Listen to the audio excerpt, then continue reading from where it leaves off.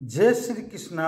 मैं नवीन भाई शास्त्री ज्योतिष ग्रह नक्षत्र यूट्यूब चैनल में आप सबका स्वागत करता हूं। इस वीडियो में आज के दिन गणमूल नक्षत्र में जन्मे बच्चे का विचार, जन्म नक्षत्र क्या होगा, जन्म चरण क्या होगा, जन्माक्षर क्या होगा, जन्म राशि क्या होगी, जन्म राशि स्वामी क्या होगा, जन्म चरण स्वामी क्या होगा, जन्म नक्षत्र स्वामी क्या होगा, जन्म नक्षत्र अधिदेवता क्या होगा, जन्म नक्षत्र आकार क्या होगा, जन्म नक्षत्र चरण का फल क्या होगा, गणमूल नक्षत्र की पूजा का समय और विधि क्या होगी, गणमूल नक्षत्र चरण के बुरे असर को कम करने के उपाय क्या होंगे, इन सब के बारे में ज्योतिष ग्रह नक्षत्र यूट्यूब चैनल के माध्यम से जानकारी उपलब्ध करवा रहा हूं, जिससे आप बिना पूछे स्वयं जान सकते हैं। आज के दिन गणमूल नक्षत्र में जन्मे बच्चे का विचार, गणमूल के बारे में जानने की इच्छा।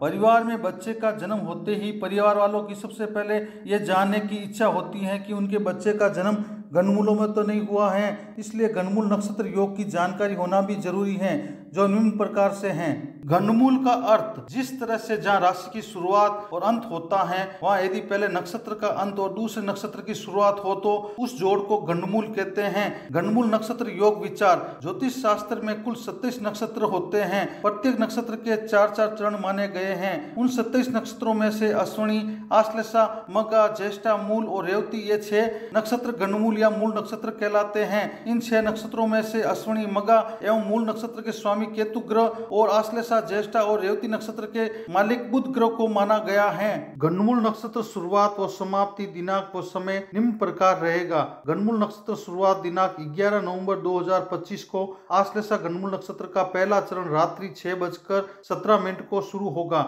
गणमूल नक्षत्र समाप्ति दिनांक 12 नवंबर 2025 को आश्लेषा गणमूल नक्षत्र का तीसरा चरण दोपहर 12:26 को समाप्त होगा। दिनांक 11 नवंबर 2025 के दिन गणमूल नक्षत्र में जन्मे बच्चे का भविष्य विचार, जन्म समय रात्रि 6:17 से प्रातः 12:17 12 नवंबर तक है। उनका जन्मवार मंगलवार, उनका जन्म नक्षत्र आश्लेषा, जन्म चरण पहला, जन्माक्षर डी, जन्म राशि कर्क राशि होगी, जन्म राशि स्वामी चंद्र ग्रह होगा, जन्म चरण स्वामी गुरु ग्रह होगा, जन्म नक्षत्र स्वामी बुध ग्रह होगा, जन्म नक्षत्र अधिदेवता सर्प होगा, जन्म नक्षत्र आकार चक्र समान होगा। आज के दिन जन्मे बच्चे के गणमूल नक्षत्र चरण का फल, आश्लेषा नक्षत्र के पहले चरण का प्रभाव और फल। गणमूल आश्लेषा नक्षत्र के पहले चरण में जन्म लेने वाले जातक या जातिका छोटी छोटी बात पर गुस्सा करने वाले, भावना और रचना से संबंधित आचरण में रुचि रखने वाले, लगाव वाले, समझदार, रहम करने वाले, दूसरों की भलाई करने वाले, दूसरों की बातों को समझने वाले, दूसरों की मदद और उनको कार्यों में हाथ बटाने वाले, पारिवारिक जीवन में मतभेद और टकराव वाले, वात व्याधि, आंतों में सूजन आदि रोगों से पीड़ित हो सकते हैं। किस्मत का साथ पाने वाले, रुपए पैसे, जमीन जायदाद आदि से संबंधित शुभ फल की प्राप्ति होगी। दिनांक 11 नवंबर 2025 के दिन गणमूल नक्षत्र में जन्मे बच्चे का भविष्य विचार, जन्म समय प्रातः 12:17 से प्रातः 6:20 12 नवंबर तक है। उनका जन्मवार मंगलवार, उनका जन्म नक्षत्र आश्लेषा, जन्म चरण दूसरा, जन्माक्षर डू, जन्म राशि कर्क राशि होगी, जन्म राशि स्वामी चंद्र ग्रह होगा, जन्म चरण स्वामी शनि ग्रह होगा, जन्म नक्षत्र स्वामी बुध ग्रह होगा, जन्म नक्षत्र अधिदेवता सर्प होगा, जन्म नक्षत्र आकार चक्र के समान होगा।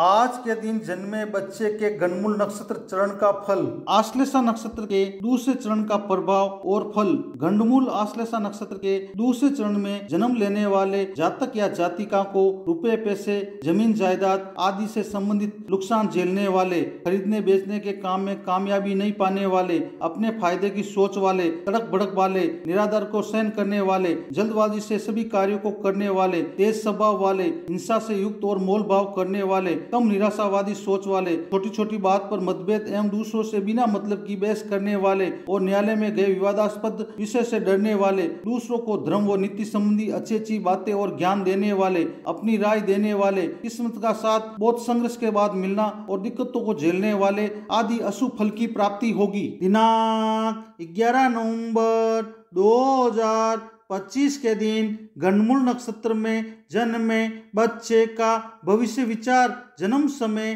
प्रातः 6:20 से दोपहर 12:26 12 नवंबर तक हैं। उनका जन्मवार मंगलवार बुधवार। उनका जन्म नक्षत्र आश्लेषा। जन्म चरण तीसरा। जन्माक्षर डे। जन्म राशि कर्क राशि होगी। जन्म राशि स्वामी चंद्र ग्रह होगा। जन्म चरण स्वामी शनि ग्रह होगा। जन्म नक्षत्र स्वामी बुध ग्रह होगा। जन्म नक्षत्र अधिदेवता सर्प होगा। जन्म नक्षत्र आकार चक्र के समान होगा। आज के दिन जन्मे बच्चे के गंडमूल नक्षत्र चरण का फल। आश्लेषा नक्षत्र के तीसरे चरण का प्रभाव और फल। गंडमूल आश्लेषा नक्षत्र के तीसरे चरण में जन्म लेने वाले जातक या जातिका हमेशा मन से खुश रहने वाले, समझदार, अपने निकटजनों की देखा देखी करने वाले, दिलेर, दूसरों पर आश्रित नहीं रहने वाले, अच्छी तरह से कोई भी कार्य करने का हुनर रखने वाले, संगीत में रुचि रखने वाले, उग्र मनोविकार वाले और किस्मत का साथ मिल सकता है। माता को मृत्यु तुल्य कष्ट या माता से संबंधित अनिष्ट का डर आदि अशुभ फल की प्राप्ति होगी। गंडमूल नक्षत्र पूजा का समय और विधि। आश्लेषा गंडमूल नक्षत्र की पूजा का समय निम्नलिखित है। आश्लेषा नक्षत्र की शांति 11वें और 12वें दिन बरे के दिन भी की जा सकती है। जन्म नक्षत्र के 27 दिन बाद वापस आने पर अच्छे विद्वान कर्मकांडी ब्राह्मण द्वारा पूजा शास्त्र के अनुसार करानी चाहिए। आश्लेषा गंडमूल नक्षत्र की शांति अगर बचपन में नहीं हुई हो तो बड़े होने पर कभी भी जब जन्म नक्षत्र आने पर शांति करा लेना चाहिए। आश्लेषा गंडमूल नक्षत्र की पूजा विधि निम्नलिखित है। सबसे पहले प्रतिज्ञा संकल्प करना चाहिए। 27 छिद्र घट स्नान विधि। 27 छेद के घड़े में 27 पेड़ की पत्ती, 27 घाट का पानी, 27 घाट की मिट्टी, पंचरत्नी, 10 औषधि आदि डालकर माता पिता तथा शिशु को 27वें दिन उसी नक्षत्र में स्नान कराना चाहिए। गौरी गणेश या पंचदेव,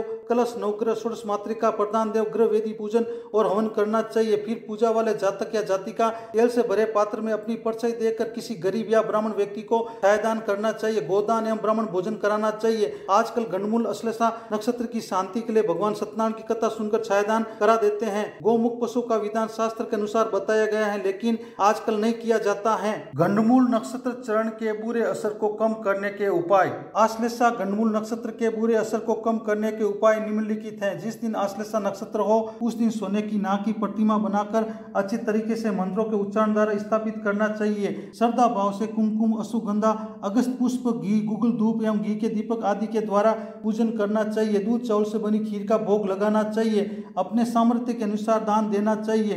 गाय का दूध, दही, तिल, गेहूं, सत्तू, समुद्री नमक, जीरा, मूंग, नारियल, सौंठ, ईख, शक्कर, लौंग, इलायची इत्यादि में जो भी शुल्भ हो उन हवि पाने योग्य द्रव्यों को मंत्र का उच्चारण करते हुए हवन करना चाहिए। प्रत्येक मास आश्लेषा नक्षत्र के दिन स्वर्ण लता की आराधना करनी चाहिए। सर्प शांति या काल सर्प शांति एक बार जीवन में अच्छी तरीके से कराना चाहिए। मंत्र का भक्ति भाव से 10,000 बार उच्चारण करना चाहिए। गंडमूल नक्षत्र की पूजा से पूर्व सावधानियां और पूजा करने के फायदे और पूजा नहीं करने के नुकसान। गंडमूल नक्षत्र की पूजा करने से पूर्व सावधानियां निम्नलिखित हैं। जब तक गंडमूल नक्षत्र की शांति नहीं होती है तब तक लोक व्यवहार में बाल व दाढ़ी नहीं बनवानी चाहिए। सांसारिक बंधनों से दूर रहते हुए सांसारिक जीवन का पालन करना चाहिए। गंडमूल नक्षत्र में जन्म लेने वाले जातक या जातिका का मुंह जब तक गंडमूल नक्षत्र की शांति नहीं हो जाती तब तक उसके पिता को नहीं देखना चाहिए। 27 दिन अथवा 6 मास के बाद जातक या जातिका के गंडमूल नक्षत्र की शांति करवा कर ही उनका मुंह देखना चाहिए। गंडमूल नक्षत्र की शांति अगर बचपन में नहीं हुई हो तो बड़े होने पर कभी भी जब जन्म नक्षत्र आने पर शांति करा लेना चाहिए। गंडमूल नक्षत्र की पूजा करने के फायदे निम्नलिखित हैं। ज्योतिष शास्त्र के अनुसार गंडमूल नक्षत्रों में जन्मे जातक या जातिका के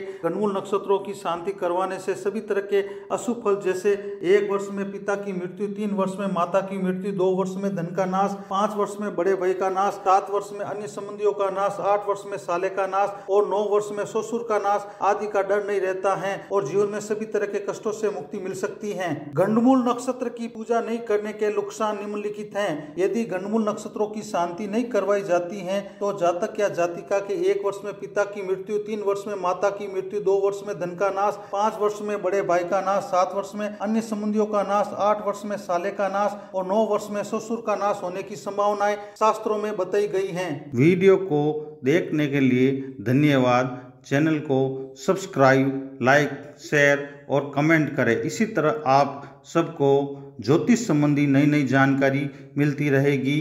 धन्यवाद।